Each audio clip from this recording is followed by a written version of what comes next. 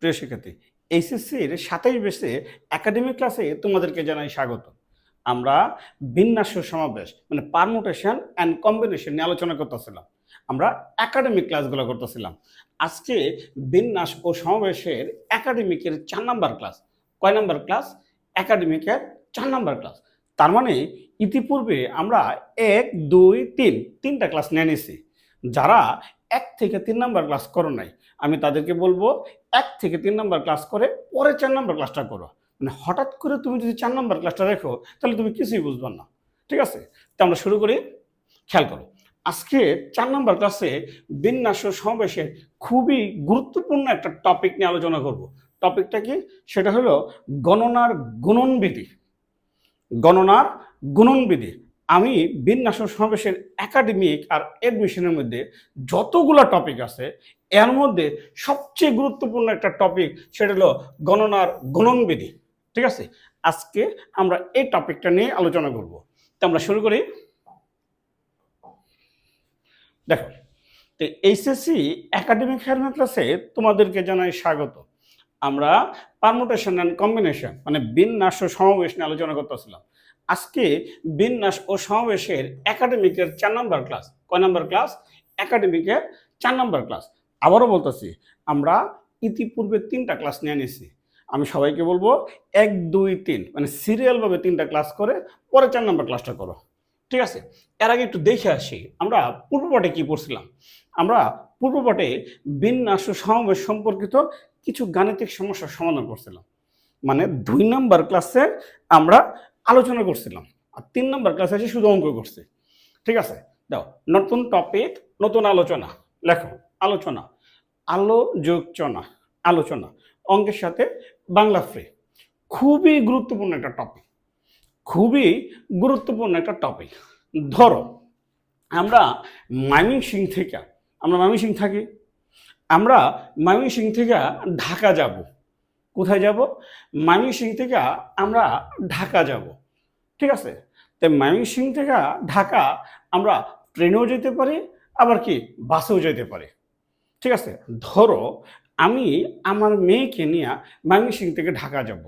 সে বাসে উঠলে সে বমি করে, তাই বলতেছে আমরা ময়মনসিংহ থেকে ঢাকা যাব, ট্রেনে যাব। ঠিক আছে? তাহলে আমরা দেখি কতটা। তো ময়মনসিংহ থেকে ঢাকা যাওয়ার সারাদিনে কয়টা ট্রেন আছে? ধরো ময়মনসিংহ থেকে ঢাকা যাওয়ার একটা ট্রেন, একটা ট্রেন মানে সে ট্রেনে যাইতে পারে। ঠিক আছে? সে মনে করো বি আরেকটা ট্রেন। খুবই গুরুত্বপূর্ণ কথা, মনোযোগ দিয়ে দেখো। বি আরেকটা ট্রেন। ঠিক আছে? সি মনে করো আরেকটা ট্রেন। 3টা ট্রেন। ধরো ৪ নম্বর ট্রেনটা মনে করো ডি। ৪ নম্বর ট্রেনটা ডি। ঠিক আছে? ৫ নাম্বার ট্রেন মনে করো ই। তো ময়মনসিংহ থেকে ধরো ঢাকা যাওয়ার সারাদিনে 5টা ট্রেন আছে। সারাদিনে 5টা ট্রেন আছে। ঠিক আছে? তা আমি আমার মেয়েকে নিয়ে বা কতভাবে ময়মনসিংহ থেকে ঢাকা যেতে পারবো? আমি কতভাবে ঢাকা যেতে পারবো? তো ময়মনসিংহ থেকে ঢাকা যাওয়ার যেহেতু ট্রেন আছে 5টা, তাহলে আমরা ময়মনসিংহ থেকে ঢাকা যেতে পারি 5 ভাবে। পারি না? ধরো আমি তোমাকে বলে দিলাম তুমি ময়মনসিংহ থেকে ঢাকা যাবা। কি ঢাকা গেলেই হবে? ঢাকার থেকে কি আমরা ময়মনসিংহ আসবো না? আমরা ঢাকা থাকবো। ঢাকা থাকবো? থাকবো না। আমরা ময়মনসিংহ থেকে আবার ঢাকার থেকে আবার ময়মনসিংহ আসবো। একটা শর্ত দিয়ে দিছি। শর্তটা হলো গিয়া, তুমি যে ট্রেন দিয়ে ঢাকা যাবা আসার সময় এই ট্রেনটা তুমি ব্যবহার করতে পারবো না। তার মানে যে ট্রেন দিয়া তুমি ময়মনসিংহ থেকে ঢাকা যাবা আসার সময় অন্য ট্রেন দিয়ে আসবে। মানে আমরা যদি ট্রেন দিয়ে ঢাকা যাই তাহলে আসার সময় আমরা আর ব্যবহার করতে পারবো না।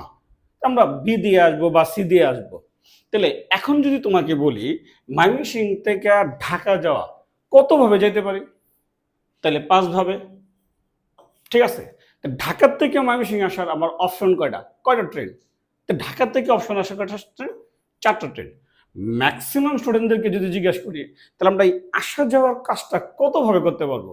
সবাই বইলা ফেলায় এটা যোগ করে মানে 9 ভাবে করতে পারবো না। ঘটনাটা ঠিক না। খেয়াল করো, ধরো আমরা ট্রেন দিয়ে ঢাকা যাব, বি দিয়ে আসবো। এ দিয়ে যাব বি দিয়ে আসবো, হতে পারে। আবার এ দিয়ে যাব সি দিয়ে আসবো, এটাও হতে পারে। আমরা এ ট্রেনে ঢাকা যাব ডি দিয়ে আসবো, এটাও হতে পারে। আবার এ ট্রেনে ঢাকা যাব ই দিয়ে আসবো, এটাও হতে পারে, পারে না? তার মানে এ দিয়ে আমি কাজটা করতে পারতেছি 4বার। এখন কেউ যদি এ ট্রেনে ঢাকা না যায় বি দিয়া যায় এ দিয়ে আসে, তাইলেও হবে। তাহলে বি দিয়া যাবে এ দিয়ে আসবে, বি ট্রেনে যাবে সি ট্রেনে আসবে। লেখো এগুলো লেখো। তাহলে বি দিয়ে যাবে ডি দিয়ে আসবে, তাহলে বি দিয়ে যাবে সে ই দিয়ে আসবে, করতে পারে না? সে এ দিয়ে যাবে বি দিয়ে আসতে পারে, আবার বি দিয়ে যাবে এ দিয়েও আসতে পারে। তাহলে এখন মনে করো সি দিয়ে যাবে এ দিয়ে আসবে, পারে। সি দিয়ে যাবে সে বি দিয়ে আসবে, হতে পারে না? তাহলে সি দিয়ে যাবে এ দিয়ে আসবে, তাহলে সি দিয়ে যাবে বি দিয়ে আসবে, সি দিয়ে যাবে ডি দিয়ে আসবে, সি দিয়ে যাবে ই দিয়ে আসবে, তাহলে সি দিয়েও সে কাজটা করতে পারে, পারে না? তাহলে সি ট্রেনে না যায় সে কি ডি ট্রেন দিয়ে যাইতে পারে না? পারে। ডি দিয়ে যাবে এ দিয়ে আসবে, হতে পারে, ঠিক আছে। ডি দিয়ে যাবে বি দিয়ে আসবে, ডি দিয়ে যাবে সি দিয়ে আসবে, আবার ডি দিয়ে যাবে ই দিয়ে আসবে, আসতে পারে না? পারে। তাহলে ডি দিয়ে না যায় সে তো ই দিয়েও যাইতে পারে, সে ই দিয়ে যাবে এ দিয়ে আসবে, পারে। সে ই দিয়ে যাবে বি দিয়ে আসবে, সে ই দিয়ে যাবে সি দিয়ে আসবে, আবার ই দিয়ে যায় সে ডি দিয়েও আসতে পারবে, পারবে না? তার মানে তার যাইতে পারে সে 5 ভাবে, যাওয়ার অপশন তার 5 ভাবে, তার আসার অপশন কত হবে? 4 ভাবে। তাহলে যাবে ইন্টু আসবে, তার ময়মনসিংহ থেকে ঢাকা যাবে, আবার ঢাকা থেকে ময়মনসিংহ আসবে, সে টোটাল একটা কাজ। এই টোটাল কাজটাকে সে 2 ভাগে ভাগ করে নিয়েছে। মনে করো আমার মেয়ে প্রথম যাবে তারপরে আসবে, তে যাওয়া ইন্টু কত আসা, তে যাবে 5 ভাবে আসবে 4 ভাবে, এই দুটো একসাথে করতে গেলে গুণ করতে হয়, তা 5 পূরণ কত 4। এটাকে বলা হয় গণনার গুণনবিধি। তা আমাদের আজকের টপিকটা হইল গণনার গুণনবিধি, বিন্যাস সমাবেশের সবচেয়ে গুরুত্বপূর্ণ একটা টপিক, ঠিক আছে। মানে একটা কাজকে, টোটাল কাজটাকে তুমি 2টা ভাগে ভাগ করে নিলাম, প্রথম অংশটুকু ইন্টু কত দ্বিতীয় অংশটুকু, দুটো আলাদা আলাদা করে গুণ করতে হবে। যেমন আমরা আবার দেখি, ধরো আমার মেয়ে আবদার করলো আমরা ময়মনসিংহ থেকে কক্সবাজার যাব, কিন্তু সে যাবে প্লেন দিয়া, ধরলো সে প্লেন দিয়ে যাবে বললো। তো ময়মনসিংহ থেকে তো কক্সবাজারের প্রিয় নাই, যে প্লেন চলে না। তো প্লেন দিয়ে যাইতে গেলে আমার প্রথম ময়মনসিংহ থেকে ঢাকা যেতে হবে। তো প্রথম ময়মনসিংহতে আমরা কি করব? ঢাকা যাব। তো আবার ঢাকা থেকে পরে তারপর আমরা কি কক্সবাজার যাব, যদি প্লেন দিয়ে যেতে চাই। তো ময়মনসিংহ থেকে ঢাকা যাব ট্রেনে, আবার ঢাকা থেকে কক্সবাজার যাব কি প্লেনে। তো ময়মনসিংহ থেকে ঢাকা যাওয়ার ট্রেন আছে মনে করো সারাদিনে 5টা, হ্যাঁ ইন্টারসিটি ট্রেন সারাদিনে 5টাই আছে, ইন্টারসিটি ট্রেন সারাদিনে 5টাই আছে। তো ময়মনসিংহ থেকে আমরা ঢাকা যাব, ধরো এ ট্রেন দিয়েও ঢাকা যেতে পারি, বি দিয়েও যেতে পারি, সি দিয়েও যেতে পারি, বি ট্রেনে যেতে পারি, সি ট্রেনে যেতে পারি, ডি একটা ট্রেন মনে করলাম ওইটা দিয়েও যেতে পারি, ই আরেকটা ট্রেন মনে করলাম ওইটা দিয়েও যেতে পারি। হ্যাঁ আঁকো আঁকো, চিত্রটি আঁকো, এটা দরকার আছে। শুধু আমরা ময়মনসিংহ থেকে ঢাকা, শুধু ঢাকা গেলে হবে না, ঢাকা থেকে আমরা কক্সবাজার যাব। ধরো ঢাকা থেকে সারাদিনে কক্সবাজার যাওয়ার 2টা প্লেন আছে। কয়টা প্লেন? 2টা প্লেন, এ বি সি ডি ই। মনে করো এফ একটা প্লেন আছে ঢাকা থেকে কক্সবাজার যাওয়ার। আবার মনে করো এই A B C D E F G আর একটা প্লেন আছে। তাহলে আমরা ময়মনসিংহ থেকে ঢাকা যাওয়ার আমার অপশন হলো 5টা। ময়মনসিংহ থেকে ঢাকা যাওয়ার অপশন কয়টা? 5টা। আবার ঢাকা থেকে কক্সবাজার যাওয়ার অপশন কয়টা? 2টা। ঢাকা থেকে কক্সবাজার অপশন কয়টা? 2টা। 2টা ভিন্ন ভিন্ন কাজ। যখন আমরা একসাথে করব তখন এটাকে গুণ করতে হয়। এটাকে বলা হয় গণনার গুণনবিধি। তার মানে আমরা ময়মনসিংহ থেকে ঢাকা হইয়া কক্সবাজার যাইতে পারবো 10 ভাবে। তো প্রথম অংশটা করা যায় 5 ভাবে, প্রথমটা, আর দ্বিতীয়টা করা যায় কত ভাবে? 2 ভাবে। তো দুটা ভিন্ন ভিন্ন কাজ একসাথে যখন করব তখন এটাকে গুণ করতে হয়, এটাকে বলা হয় গণনার গুণনবিধি। ঠিক আছে, নেক্সট কথাটা ওটাই। দেখো এখন অঙ্কে আসি। বলছে কেতাব স্যারের 2 এর এ। আচ্ছা দেখো, অক্ষরপত্র প্রকাশনী 6 এর এ, ম্যাথামেটিক্স, খুবই গুরুত্বপূর্ণ একটা শব্দ। ম্যাথামেটিক্স শব্দটির বর্ণগুলোকে কত প্রকারে সাজানো যায় তা বের করো। আমরা গত ক্লাসে এই টাইপের অঙ্ক আমরা করছি। এই টাইপটা বিন্যাস সমাবেশের সবচেয়ে গুরুত্বপূর্ণ একটা টপিক। এই টাইপটা যে কোনো কলেজে এই টাইপের প্রশ্ন দেয়, যে কোনো কলেজে সচরাচর এই টাইপটা খুব বেশি ইম্পর্টেন্ট। বলছে ম্যাথামেটিক্স শব্দটির বর্ণগুলোকে কত প্রকারে সাজানো যায়, তা আমরা গত ক্লাসে শিখছি। একটা ইংরেজি শব্দকে সবগুলো নিয়ে কত প্রকার সাজানো যায়, মোট বর্ণ বাই যে বর্ণ যতবার আছে, এটা আমরা পড়ছি না? পরে বলছে এদের কতগুলাতে স্বরবর্ণগুলো একসাথে থাকবে। দেখো এটা এডমিশন টেস্টেও অনেকবার আসছে বিভিন্ন জায়গায়।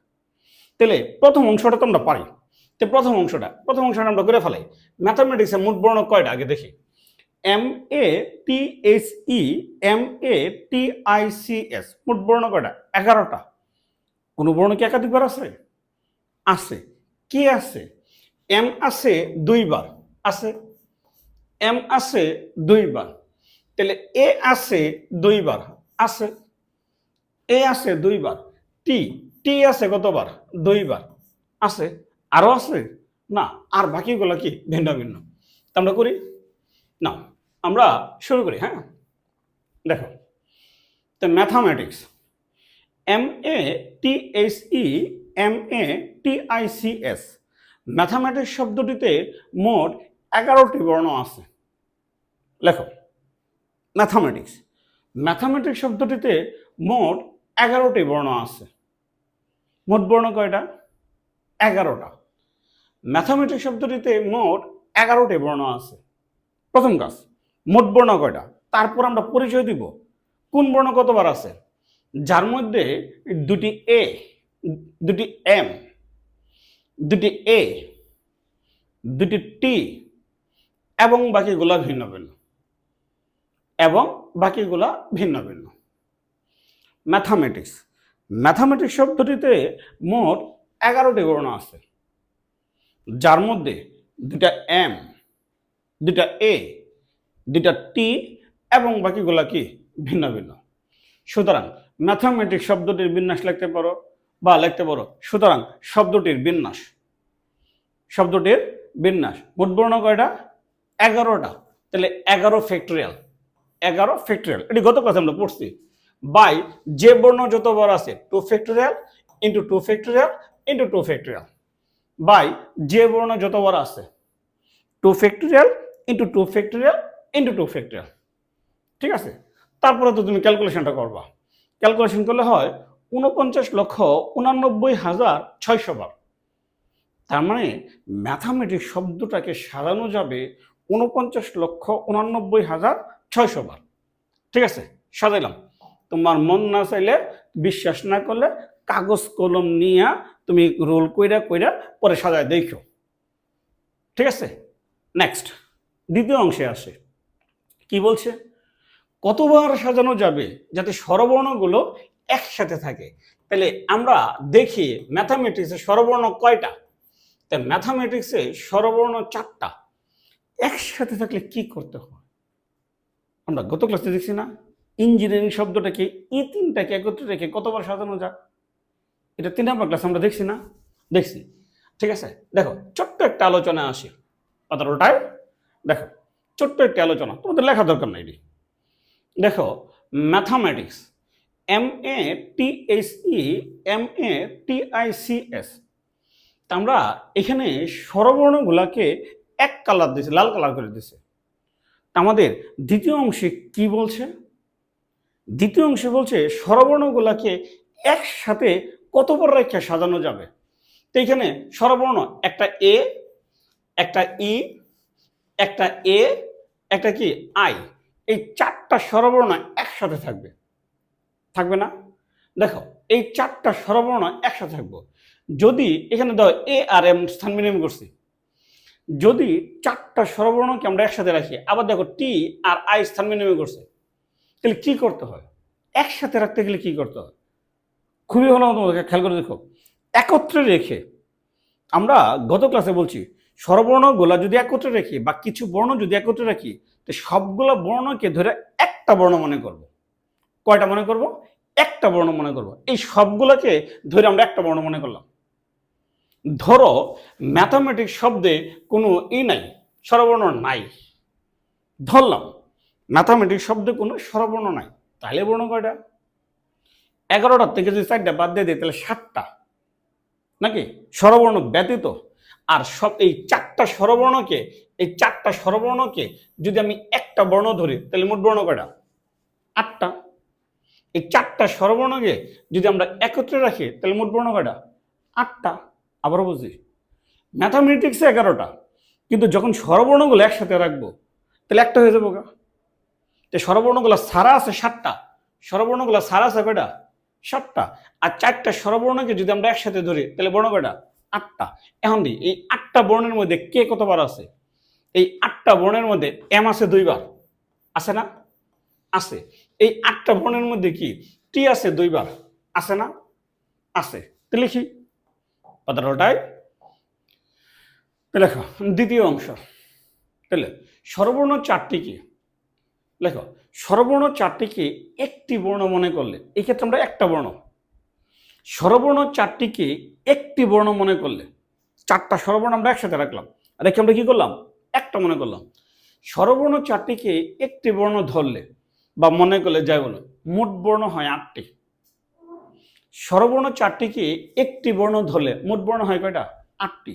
এই 8টার মধ্যে কোনো বর্ণ কি একাধিকবার আছে? আছে। কে আছে? এম আছে। আর কে আছে? এ। যার মধ্যে দুটি এম, লেখো লেখো লেখো, যার মধ্যে দুটি এম, দুটি টি এবং বাকিগুলো ভিন্ন ভিন্ন।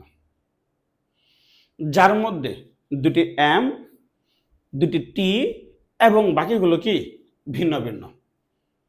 ঠিক আছে, আমরা এখন ম্যাথামেটিক্স শব্দটাকে সাজাবো স্বরবর্ণ 4টাকে কি একসাথে রেখে, না? খেয়াল করো, তাহলে লেখো কথাটা, স্বরবর্ণ 4টিকে একত্রে রেখে বা 4টি স্বরবর্ণকে একত্রে রেখে শব্দটির বিন্যাস। 4টি স্বরবর্ণকে একত্রে রেখে, 4টি স্বরবর্ণকে একত্রে রেখে শব্দটির বিন্যাস। মোট বর্ণ কয়টা? 8টা, 8 ফ্যাক্টরিয়াল। মোট বর্ণ কয়টা? 8টা, 8 ফ্যাক্টরিয়াল। বাই যে বর্ণ যতবার আছে, এম আছে 2বার, টি আছে 2বার, বাই এম আছে 2বার, টি আছে 2বার। শেষ হয়েছে? না, হয় নাই। এখন খেয়াল করো, আরেকটু আসছে। দেখো আমরা স্বরবর্ণ 4টাকে একসাথে রাখছি না? দেখো স্বরবর্ণগুলো কি কি আছে? একটা এ আছে, 2টা এ আছে 2টা স্বরবর্ণের মধ্যে, আবার ই আছে, আছে না? আছে। আবার আই আছে, আছে না? একটু দেখি আমরা পাতার উল্টায়, খেয়াল করো, আবার আলোচনা।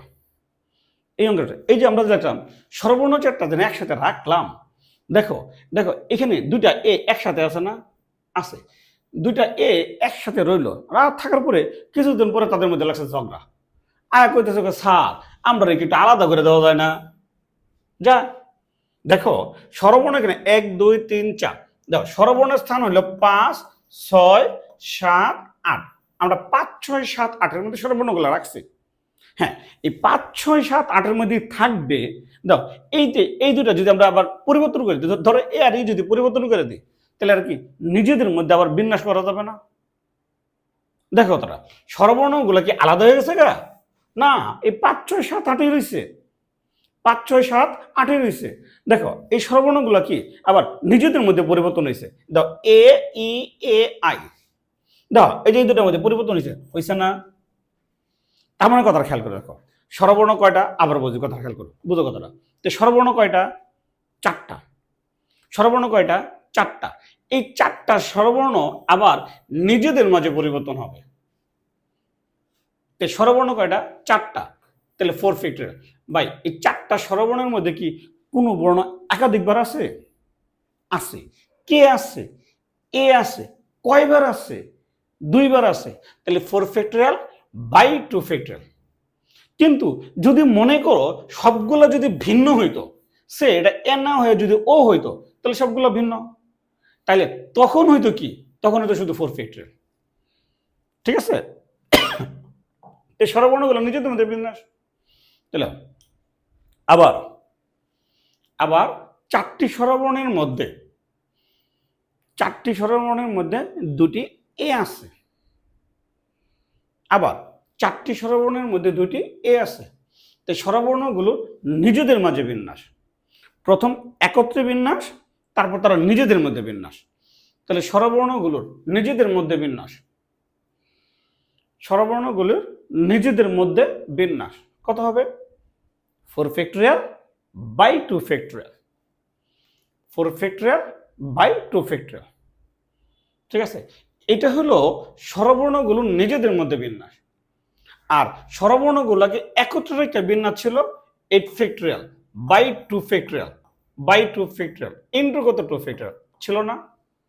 ছিল। দুইটা ভিন্ন ভিন্ন কাজ না? একসাথে করতে গেলে কি আমরা গুণ করব না? করব। তাহলে সুতরাং স্বরবর্ণগুলোকে একত্রে রেখে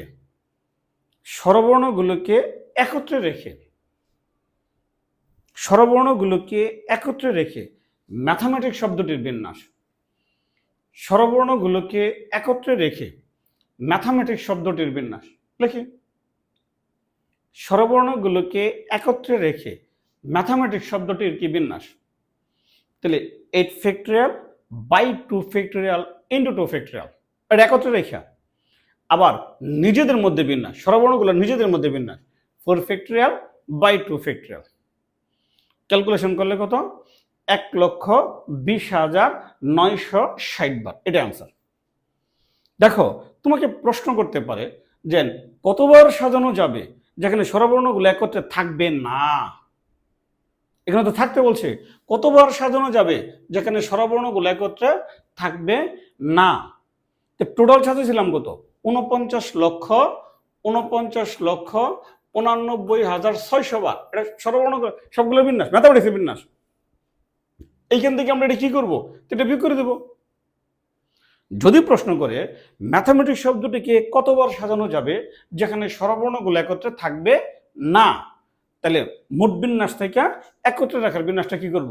বিয়োগ করব। ঠিক আছে? পাতাটা উল্টায়। এই টাইপের অঙ্ক অনেকগুলো তোমাদের বইয়ে দেওয়া আছে। কিছু অঙ্ক আমরা কাজ দিলাম, দলগত কাজ করবা, একলা করবো না, মিলে জিলে করবো, অনেকগুলা কাজ। মানে এই টাইপের অঙ্ক সবচেয়ে বেশি দেওয়া।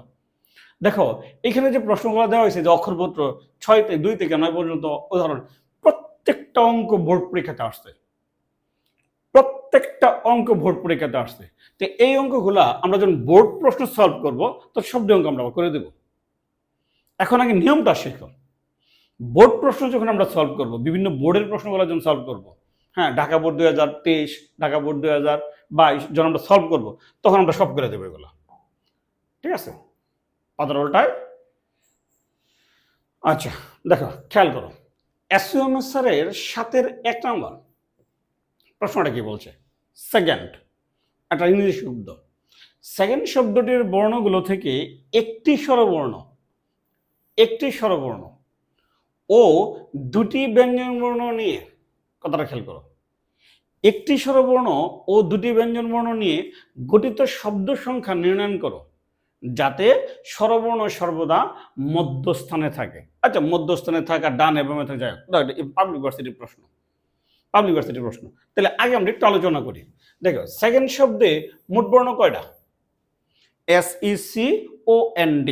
মোট বর্ণ কয়টা? 6টা। সেকেন্ড শব্দে মোট বর্ণ কয়টা? 6টা। একটা স্বরবর্ণ নিতে বলছে, তাই স্বরবর্ণ কয়টা? স্বরবর্ণ 2টা, এটা ই, এটা কত? ও। দেখো, এটা ই, এটা কত? 2টা স্বরবর্ণ। স্বরবর্ণ কয়টা? 2টা। তাহলে ব্যঞ্জন বর্ণ কয়টা? 4টা। ব্যঞ্জন বর্ণগুলো কি? এস, সি, তাহলে এন, ডি। ব্যঞ্জনবর্ণ 4টা। তাহলে আমাদের প্রশ্নটা কি বলছে? আমরা সিম্পলি আসি, এগুলো তো পাবলিক ইউনিভার্সিটিতে এমসিকিউ আসে, কলেজ পরীক্ষাতে এমসিকিউ আসে, এটা তো আমার কলেজে আমি এমসিকিউতে প্রশ্ন করি। বলছে একটি স্বরবর্ণ নিতে বলছে, তো স্বরবর্ণ কয়টা? 2টা।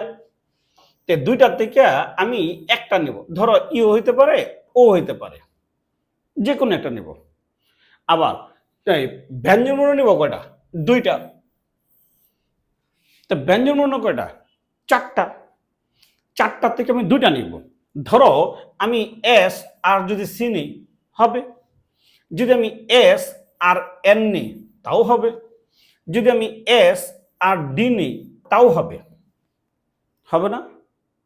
হবে। সিমিলারলি তোমরা লিখো না, আগে বুঝো, আগে আমরা একটু বুঝি।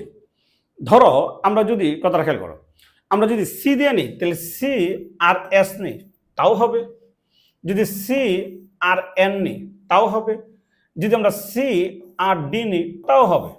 4টা থেকে 2টা নিতেছে। আমরা যদি এন আর এস নিই, এন আর এস নিলাম, তাহলে এন আর সি নিলাম, এন আর ডি নিলাম তাও হবে। যদি আমরা ডি দিয়ে নিই তাহলে ডি আর এস নিলাম, ডি আর এস নিলাম, ডি আর সি নিলাম, তাহলে ডি আর কত নিলাম? এন নিলাম।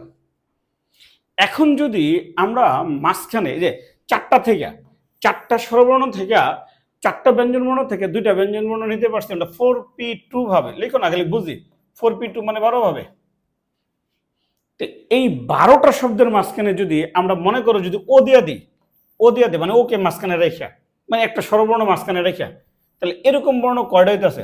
ওকে মাঝখানে রেখে কয়টা হইতেছে? 12টা। ওকে মাঝখানে রেখে কয়টা হইতেছে? 12টা। সিমিলারলি ই কে মাঝখানে রেখে কয়টা হইতেছে? 12টা। তো মোট বর্ণ কয়টা হইতেছে? 24টা। মোট বর্ণ কয়টা? 24টা।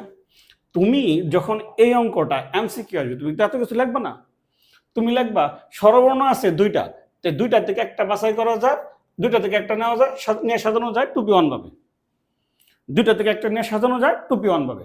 আর 4টা থেকে 4টা ব্যঞ্জনবর্ণ, 4টা ব্যঞ্জনবর্ণ থেকে 2টা নিয়ে সাজানো যায় 4p2 ভাবে। ক্যালকুলেশন করলে যা আসে তাই রেজাল্ট। ঠিক আছে, আগে আমরা পরিচয় দেয় গান শুরু করি। প্রথম কাজ, মোট বর্ণ কয়টা, স্বরবর্ণ কয়টা, ব্যঞ্জনবর্ণ কয়টা, লিখি। তো লেখো সেকেন্ড, SECOND, সেকেন্ড। সেকেন্ড শব্দটিতে মোট বর্ণ 6টি। সেকেন্ড শব্দটিতে মোট বর্ণ 6টি। ঠিক আছে, যার মধ্যে 2টি স্বরবর্ণ এবং 4টি ব্যঞ্জনবর্ণ, যার মধ্যে 2টি স্বরবর্ণ এবং 4টি ব্যঞ্জনবর্ণ আছে। ঠিক আছে, সেকেন্ড শব্দটিতে মোট 6টি বর্ণ আছে, যার মধ্যে 2টা স্বরবর্ণ ও 4টা ব্যঞ্জনবর্ণ। এখন আমরা একটু আলোচনাটা আছে, ইতিমধ্যে আমরা আলোচনাটা করে ফেলাইছি, তোমার লেখার দরকার নেই। লেখো আলোচনা। দেখো, তো সেকেন্ড SECOND, আমি এখানে স্বরবর্ণগুলা লাল কালার দিয়ে বোঝানোর চেষ্টা করছি। তো এখানে স্বরবর্ণ কয়টা? 2টা, একটা ই আর একটা কত ও। ব্যঞ্জনবর্ণ কয়টা? 4টা, SCND। তাহলে 2টা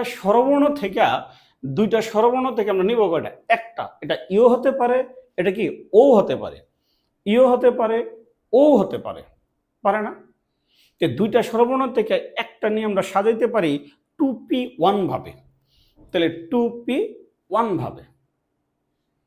তাহলে ব্যঞ্জনবর্ণ কয়টা? 4টা। নিব কয়টা? 2টা। ওই দেখো, SC হতে পারে, SN হতে পারে, SD হতে পারে, কিছুক্ষণ আগে আমরা হাতে লিখে বোঝাইছি, লেখার দরকার নেই এগুলো। তাহলে CS হতে পারে, CN হতে পারে, CD হতে পারে, আবার NS হতে পারে, NC হতে পারে, ND হতে পারে, পারে না? যদি ডি দিয়ে নিই তাহলে DS হতে পারে, DC হতে পারে, DN হতে পারে, এরকম আছে 12টা। তাহলে 4টা ব্যঞ্জনবর্ণ থেকে 2টা বর্ণ নিয়ে আমরা শব্দ গঠন করতে পারবো 4p2 ভাবে, 12 ভাবে। এখন যদি মাঝখানে আমি ও দিয়া দিই বা যদি মাঝখানে আমি ই দিয়া দিই, তাহলে আমার কন্ডিশন ফিল আপ হইতেছে না? মাঝখানে ও বা ই দিয়ে দিলে কি আমার কন্ডিশন ফিল আপ হইতেছে না? গুড। ঠিক আছে, যেমন দেখো কথাটা উল্টায় একটু দেখাই যাচ্ছে আমরা, যেখানে মাঝখানে ই দিয়ে করলাম, তাহলে এস এর ভ্যালু হইতেছে কয়টা? এস কে সামনে রেখে ই দিয়ে হইতেছে 3টা, এরকম ভাবে মোট কয়টা হইব? 12টা। ঠিক আছে, আবার ও দিয়ে হইব কয়টা? 3টা। ই দিয়ে হবে কয়টা? সরি, ই দিয়ে হবে 12টা, আবার ও দিয়ে হবে কি 12টা, তো মোট কয়টা হইতেছে 24টা। ঠিক আছে, নেক্সট এখন লেখো। স্বরবর্ণ মধ্যস্থানে রেখে, স্বরবর্ণ মধ্যস্থানে রেখে, মধ্যেই থাক আর বামেই থাক আর ডানেই থাক, এটা কোনো সমস্যা না। স্বরবর্ণ মধ্যস্থানে রেখে একটি স্বরবর্ণ ও দুইটি ব্যঞ্জনবর্ণ নিয়ে গঠিত শব্দ সংখ্যা। স্বরবর্ণ মধ্যস্থানে রেখে একটি স্বরবর্ণ ও দুটি ব্যঞ্জনবর্ণ নিয়ে গঠিত শব্দ সংখ্যা। স্বরবর্ণ নেওয়া যায় 2p1 ভাবে, আর ব্যঞ্জনবর্ণ নেওয়া যায় 4p2 ভাবে। দুটা ভিন্ন ভিন্ন কাজ, একসাথে করতে গেলে গুণ করতে হয়। তাহলে 2p1 ভাবে স্বরবর্ণ আর 4p2 ভাবে কি ব্যঞ্জনবর্ণ, দুটা ভিন্ন ভিন্ন কাজ, একসাথে করলে গুণ করতে হয়। তো 2 পূরণ কত? 12, তার মানে আমরা 24টা শব্দ সংখ্যা হবে কয়টা? 24টা। ঠিক আছে, নেক্সট পাতার উল্টায় দেখো, এই টাইপের কয়টা অঙ্ক বাড়ি কাছে দিলাম, এটি করো। এটি বোর্ড প্রশ্ন, এটি বিভিন্ন বোর্ড পরীক্ষাতে প্রত্যেকটা অঙ্ক আসছে। এটি প্রত্যেকটা অঙ্ক, যে অক্ষরপত্র প্রকাশনী 9-2, কেতাব স্যারের 12B, সবটি বোর্ড পরীক্ষাতে আসছে। ঠিক আছে, আমরা বোর্ড প্রশ্ন যখন সলভ করবো তখন এটা করে দেব পাতার উল্টায়। আচ্ছা, যাক, এসইউএমএস স্যারের 11-5 কি বলছে কথাটা? হ্যাঁ, খুবই ভালো একটা অঙ্ক, খুবই ভালো একটা অঙ্ক।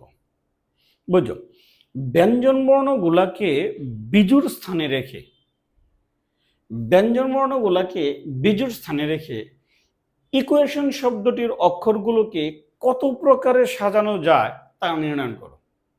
দেখো, আমরা ইকুয়েশন শব্দটাকে সাজাইছি, আমরা শুরুই করছিলাম এই অধ্যায় প্রশ্নমালা 5.1 শুরুই করছি ইকুয়েশন দিয়া।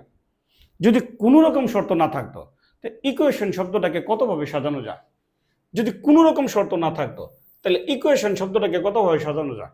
ইকুয়েশন শব্দ মোট 8টা বর্ণ আছে, তাহলে এই 8টাকে সাজানো যাবে আমরা 8 ফ্যাক্টরিয়াল ভাবে। 8 ফ্যাক্টরিয়াল মানে কত? 40,320 বার, 40,320 বার। কিন্তু প্রশ্ন তা করে নাই, বলছে ব্যঞ্জন বর্ণগুলোকে বিজোড় স্থানে রাখো। তার মানে কি? ব্যঞ্জন বর্ণগুলো যদি বিজোড় স্থানে রাখি, তো স্বরবর্ণগুলো কই যাবে? তো জুড়ে যাবে। তাহলে এখন আসি ইকুয়েশন শব্দে মোট বর্ণ কয়টা আগে বুঝতে হবে। ইকুয়েশনে 1টা, 2টা, 3টা, 4টা, 5টা, 6টা, 7টা, 8টা। তাহলে ব্যঞ্জন বর্ণ কয়টা? ব্যঞ্জন বর্ণ লেগে কিউ, টি, এন। তো ব্যঞ্জন বর্ণ কয়টা? 3টা। ওরা বিজোড় স্থানে যাবে, কথাটা খেয়াল করো। 1 থেকে 8 পর্যন্ত বিজোড় স্থানে লেগে 1, তোমরা লেখো না, আর আগে বুঝি 1, 3, 5, 7, এটি বিজোড় স্থান। ধরো এই 4টা চেয়ার আছে, এই 4টা চেয়ারে 3 জন মানুষ বসবে, এই 4টা চেয়ারে 3 জন মানুষ বসবে, বসাবো। তো 4টা চেয়ারে 3 জন মানুষকে যেভাবে বসাই, একটা চেয়ার খালি থাকবে না? থাকবে না একটা চেয়ার খালি? ধরো আমি কিউকে যদি একে বসাই, কিউকে যদি আমি একে বসাই, টিকে যদি আমি 3-এ বসাই, ঠিক আছে, আর এনকে যদি আমি 5-এ বসাই, ঠিক আছে, তাহলে 7 খালি। আচ্ছা, আমরা একটু দেখি এভাবে ছক দিয়ে আমরা একটু দেখি। দেখো, এই অঙ্কটাও ডিউতে একবার আসছে, ডিউ প্রযুক্তিতে করি, খেয়াল করো। আগে আমরা লিখি ইকুয়েশনে মোট বর্ণ কয়টা, স্বরবর্ণ কয়টা, ব্যঞ্জন বর্ণ কয়টা। তাই লিখি equation EQUATION, equation EQUATION। Equation শব্দটিতে মোট বর্ণ কয়টা? 8টা। মোট বর্ণ 8টা, যার মধ্যে 5টি স্বরবর্ণ, 5টি স্বরবর্ণ ও 3টি ব্যঞ্জনবর্ণ, যার মধ্যে 5টি স্বরবর্ণ ও 3টি ব্যঞ্জনবর্ণ আছে। খুব ভালো মতো বুঝছো, খুবই ভালো মতো বুঝছো। ইকুয়েশন শব্দটিতে মোট বর্ণ কয়টা? 5টা। আগে পরিচয় দিব, মোট বর্ণ কয়টা, এটা ইকুয়েশন হইতে পারে, যে কোনো শব্দ হইতে পারে, ঠিক আছে। মোট বর্ণ কয়টা? 8টা। স্বরবর্ণ কয়টা? 5টা। ব্যঞ্জনবর্ণ কয়টা? 3টা। এখন আমরা একটা ছকটা আঁকি, জাস্ট ছকটা হলো বোঝার জন্য। পারলে তুমি তোমার রাফ খাতায় লিখে রেখো, নোট খাতায় লিখে রেখো, বোর্ড পরীক্ষাতে লিখো না। বোর্ড পরীক্ষাতে ছকটা লিখো না। যেমন দেখো, আমরা খেয়াল করো, একটু আলোচনায় আসি। তাহলে ইকুয়েশন, তাহলে EQUATION, আমি ছোট হাতের বর্ণ দিয়ে বোঝাইছি আর কি। তাহলে এইখানে বিজোড় স্থানগুলা 1, 3, 5, 7, এখানে বিজোড় স্থান। দেখো আমি যেখানে দিলাম 1, 3, 5, 7, এগুলোর মধ্যে কি ব্যঞ্জন বর্ণ বসবে? লাল কালার গুলা, এই যে দেখো তারা QTN, এরা কি ব্যঞ্জন বর্ণ। এদের চেয়ার কয়টা? এরা মানুষ 3 জন, কিন্তু ওদের চেয়ার কয়টা? 4টা। চেয়ার কয়টা? 4টা। 4টা চেয়ারের মধ্যে 3 জন মানুষকে যদি বসাও, তাহলে একটা চেয়ার খালি থাকবে? থাকবে না।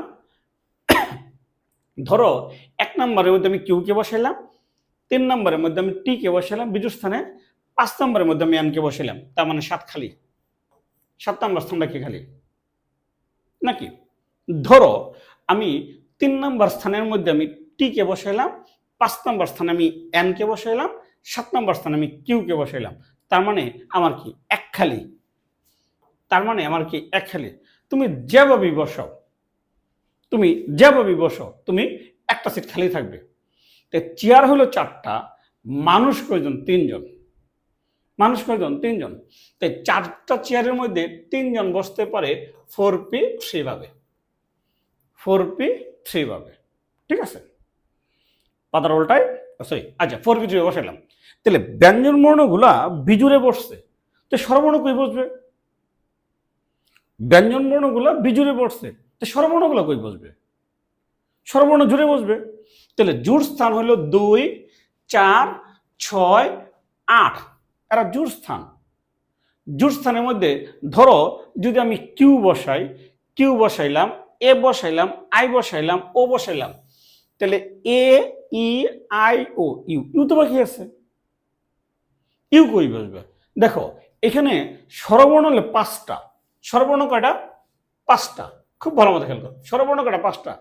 তাহলে জোড় স্থান কয়টা? 2, 2, 4, 6, 8, তো জোড় স্থান 4টা। জোড় স্থান 4টা। তাহলে 5 জন মানুষ 4টা চেয়ারে বসতে পারবে? তুমি যদি বলো না স্যার একজন উঠে একজন কোলে লয়ে বসবো, সেটা তো আলাদা কথা, সেটা আলাদা কথা। তাহলে মানুষ কয়জন? 5 জন। ব্যঞ্জন বর্ণ, স্বরবর্ণ AEIOU, 5 জন। জোড় স্থান কয়টা? 4টা, ঠিক আছে? 2, 4 দাও, এই যে 2, 4, 6, 8, এরা জোড় স্থান। এই জোড় স্থানে 4টা জোড়ে তো বসবেই। বসার পর একজন মানুষ দাঁড়ায় আসছে না, ওই লোকটায় কি করবে? ওই যে ব্যঞ্জন বর্ণের একটা সিট খালি ছিল না, ওই যে ব্যঞ্জন বর্ণের একটা সিট কিন্তু খালি ছিল, স্বরবর্ণের একটা সিট খালি ছিল না, সে এখানে এসে বসবে। সে কি দাঁড়ায় যাবে? সে তো দাঁড়ায় যাবে না, ঠিক আছে? যেহেতু স্বরবর্ণ লোকগুলো তো এত খারাপ না। স্বরবর্ণ আমাদের 4 জন যাওয়ার কথা ছিল, আমরা কোনো কারণে ট্রেনে টিকিট করছে 4টা, যাচ্ছে 3 জন, কোনো কারণে একজন মানুষ যাবে না, তাহলে একটা সিট খালি থাকতেছে না, ওই খালি সিটটার মধ্যে এসে কি বলবে? যে ব্যঞ্জন বর্ণগুলো এসে বসবে, স্বরবর্ণগুলো এসে বসবে। তো স্বরবর্ণ তখন অপশন হয়েছে 5টা, ঠিক আছে? তাহলে খেয়াল করো, তখন এই 5টার মধ্যে বসতে পারো কত পাবে? 5 ফ্যাক্টরিয়াল পাবে। তখন এই 5টার মধ্যে বসবে 5 ফ্যাক্টরিয়াল পাবে। আবারও বলি কথাটা খেয়াল করো, তাহলে স্বরবর্ণ কয়টা?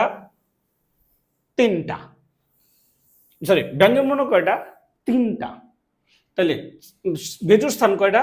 4টা। এই 4টার মধ্যে 3 জন বসবে, 4p3 পাবে। বসলো। বসার পরে যে একটা বিজোড় স্থান আছে আর 4টা জোড় স্থান আছে, বুঝো কথাটা? বসার পরে আগে স্বরবর্ণ বসবে, ব্যঞ্জন বর্ণ বসবে। একটা বিজোড় স্থান আছে, 4টা জোড় স্থান আছে। ওই 4টা জোড় স্থানের মধ্যে তখন স্বরবর্ণগুলা বসবে। কত ভাবে বসতে পারবে? 5 ফ্যাক্টরিয়াল ভাবে। তুমি যদি এখানে 5 ফ্যাক্টরিয়াল তাও হবে, বা 5p5 দাও তাও হবে। দুটা ভিন্ন ভিন্ন কাজ একসাথে করলে গুণ করতে হয়, ঠিক আছে? তাহলে আগে কাকে বসাইতে হবে? আগে ব্যঞ্জন বর্ণগুলাকে।